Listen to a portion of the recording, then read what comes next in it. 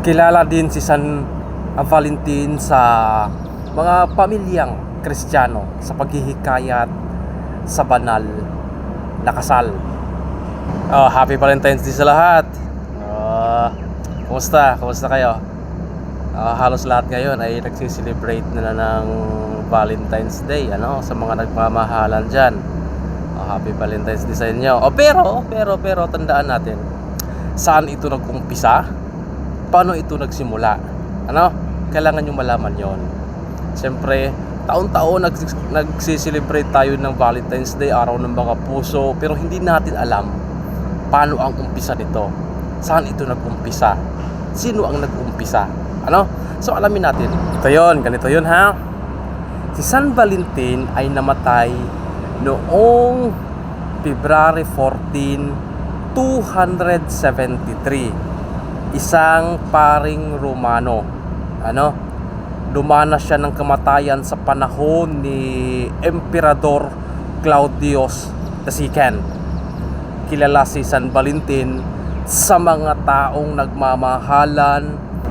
Kilala din si San Valentin sa mga pamilyang Kristiyano sa paghihikayat sa banal na kasal.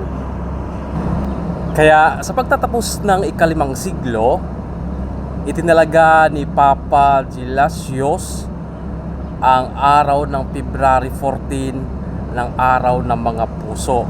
Kaya ngayon, February 14, nakasanayan na natin para buong mundo ang nagsiselebrate ng araw ng mga puso. At hindi lang po yan, nakilala din si San Valentin na siya ay isang patron saint na mga may epilepsy. Kaya bago natin i-celebrate ang mga araw ng mga okasyon, tandaan po natin saan nga ba ito nag-umpisa, paano ito nag-umpisa, sino ang nag-umpisa at kailan. Tulad nung nakaraan, nung nasa Pilipinas pa ako, may isang lalaki. Pakinig ko. Siyempre, marites ako eh. Sabi ng gayon, ay pare, tara sa amin. Tayo kakain dun sa amin at piyesta. Tinanong, anong piyesta? Bakit piyesta anong meron? Wala, piyesta lang. Yun.